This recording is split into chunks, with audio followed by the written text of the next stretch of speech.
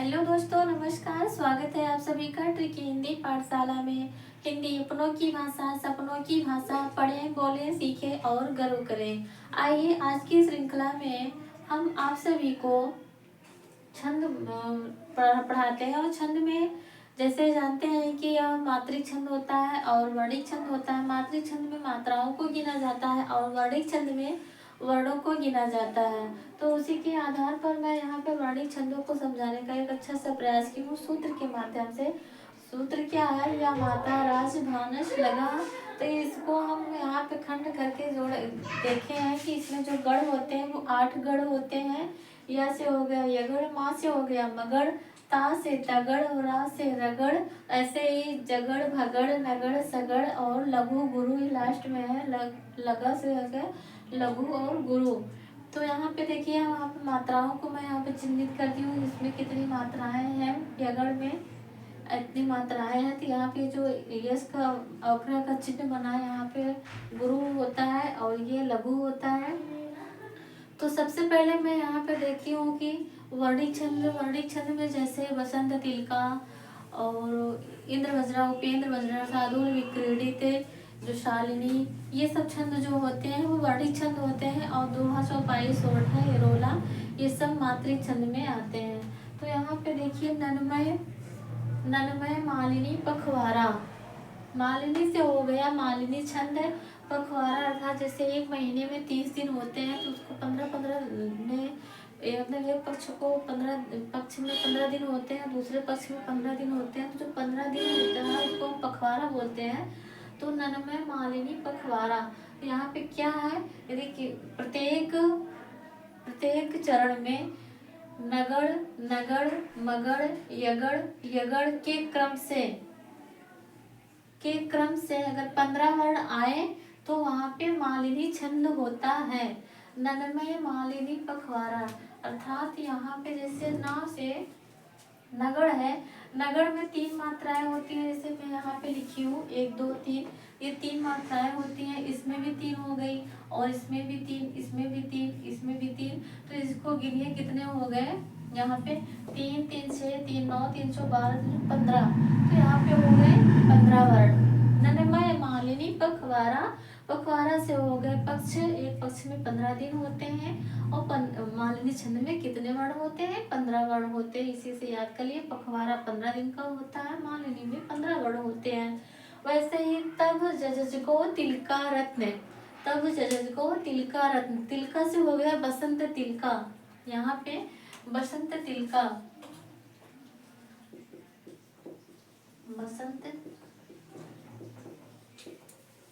ये बसंत तिलका छंद का नाम है।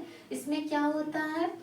तगड़, भगड़, जगड़, जगड़, गौ। यहाँ पे मैं बता दूं, जहाँ जहाँ गौ आए, ऐसे गौ आए वहां पे समझ लीजिए कि 2 गुरु आए, 2 गुरु। ऐसे ये इतना दिमाग में बैठा लीजिए, जहाँ पे गौ आए वहां पे 2 गुरु। अर्थात तगड़, भगड़, जगड़, जगड़ और गुरु के क्रम से 14 वर्ण आए, वहां पे बसंत तिलका छंद होता है। रत्न, यहाँ पे तिलका रत्न। जैसे कि हम लोग जानते हैं, जो समुद्र मंथन के समय 14 प्रकार के रत्न निकले थे, तो उसी को यहाँ पे मैं लिखी हूँ। रत्न कितने होते हैं? 14, और 14 वर्ण है तिलका छंद में। बसंत तिलका छंद में 14 वर्ण है। यहाँ पे भी फिर 3-3 मात्राएं हो जाएंगी। 3 इसमें तगड़ हो गए, फिर भगड़ में 3, फिर इसमें 3, फिर यहाँ पे गुरु। यहाँ पे देखिए 3 3 6 3 9 3 12 13 14, 14 वर्ण हो गए इसमें बसंत तिलका में। वैसे ही जतजर, वंशस, राशि, जतजर, जगड़, तगड़, जगड़, रगड़, इसमें भी 3 हो गए, इसमें भी 3 और इसमें भी 3, इसमें भी 3। 3 3 6 3 9 3 12 वंशस्थ, ये वंशस्थ छंद है। और राशि, जैसे हम लोग जानते हैं 12 राशियां होती हैं, तो राशि से 12 राशि। और यहाँ पे जतजर, जगड़, तगड़, जगड़, रगड़ के क्रम से अगर 12 वर्ण आए तो वहां पे वंशस्थ छंद होता है। वैसे ही है नभभर, नभभर द्रुत, नभभर द्रुत, नगड़, भगड़ भगड़ रगड़ रगड़। द्रुत से हो गया द्रुत विलंबित, यहाँ पे द्रुत विलंबित।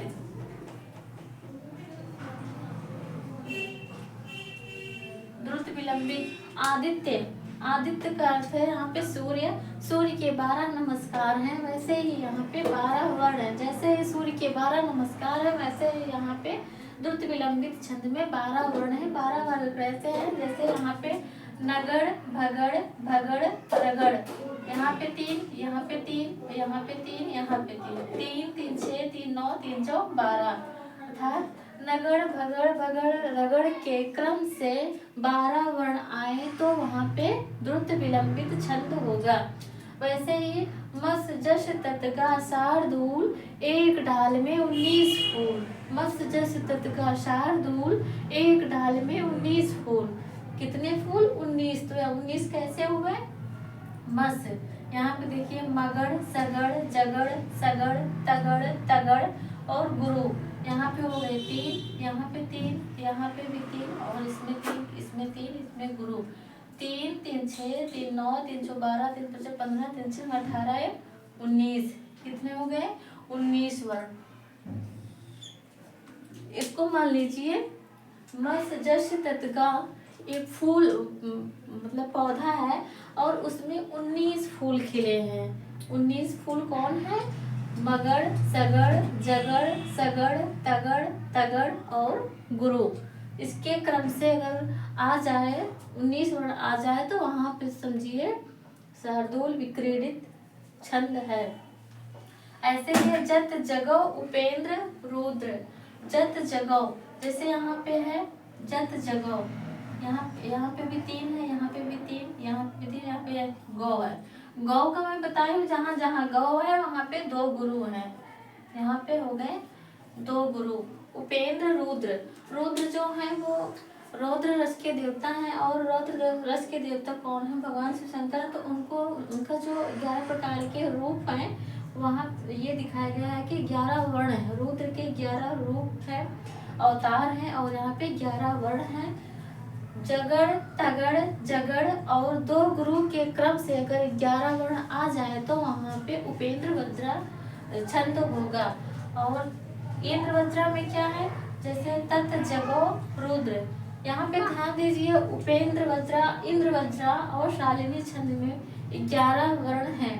अंतर सिर्फ इतना है कि ये जगड़ से शुरू होगा तो उपेंद्र वज्रा, तगड़ से शुरू होगा तो इंद्र वज्रा और मगड़ से शुरू होगा तो शालिनी छंद। यहाँ पे देखिए तत् जगो, यहाँ पे भी ऐसे करके देख लीजिए 3 3 6 3 9 10 11 वर्ण। और ऐसे ही मत तत् गौ शालिनी रुद्र, यहाँ पे भी मगड़, इसमें भी 3, इसमें भी 3, इसमें भी 3 और यहाँ पे 2 हैं। 3 3 6 3 9 10 11। ये शालिनी छंद में भी 11 वर्ण है, इंद्र वज्रा में भी 11 वर्ण है, उपेंद्र वज्रा में भी 11 वर्ण है। तो इसका 11 वर्ण में हम कंफ्यूज हो जाएंगे। तो इसका भी एक मैं ट्रिक बताई हूँ। ट्रिक क्या है? यहाँ पे जैसे ज से शुरू है तो उपेंद्र वज्रा, तो यहाँ पे लिख दीजिए जो। यहाँ तगड़ से शुरू है तो इंद्र वज्रा, यहाँ पे लिख दीजिए तई। और यहाँ पे मगड़ से शुरू है तो शालिनी, यहाँ पे लिख दीजिए मश। 11 वर्ण तीनों में है। और यहाँ पे जैसे जगड़ से शुरू हुए तो उपेंद्र वज्रा, तगड़ से शुरू हुए तो इंद्र वज्रा, म से शुरू हुए तो शालिनी छंद। इस प्रकार एक बार मैं फिर से बता दूं। नन्मय मालिनी पखवारा, नन्मय मालिनी पखवारा, पखवारा का अर्थ 15 वर्ण। तब जजगो तिलका रत्न, तब जजगो तिलका रत्न, रत्न का अर्थ 14 तो 14 वर्ण। जतजर वंशस्थ राशि, जतजर वंशस्थ राशि, राशि 12 है तो वंशस्थ छंद में 12 वर्ण।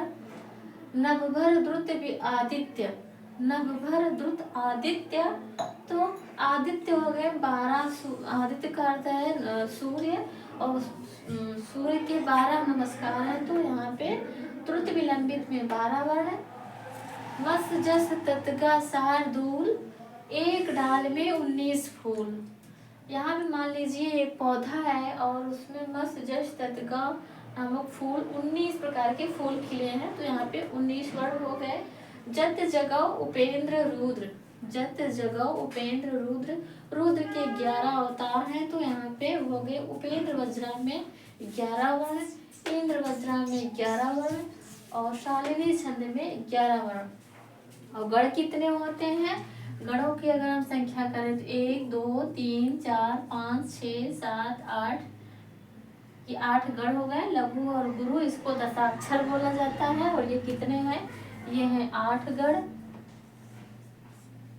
और इसको मिला के इसको दशाक्षर बोला जाता है। दशाक्षर, दशाक्षर। तो इस प्रकार अगर हम परीक्षा में आ जाए कि कितने गण होते हैं, वार्णिक छंद में गणों का जो विधान किया गया है वो कितने होते हैं? वो 8 गणों का विधान किया गया है। लघु और गुरु को मिलाकर ये दशाक्षर कहलाते हैं। और इसमें जो वार्णिक छंद में बसंत, मालिनी छंद, तिलका छंद, वसंत, वंशज, द्रुत, विलंबित, शार्दूल, विक्रीडी, उपेंद्र वज्रा, इंद्र वज्रा, शालिनी, ये सब क्या है? ये वर्णिक छंद है। दोस्तों आशा करती हूँ आप लोगों को यह ट्रिक जरूर समझ में आया होगा। और इसके आगे का जो और इसमें वर्णिक छंद में अभी और छंद है तो उसको मैं कल समझाने का प्रयास करूंगी। धन्यवाद।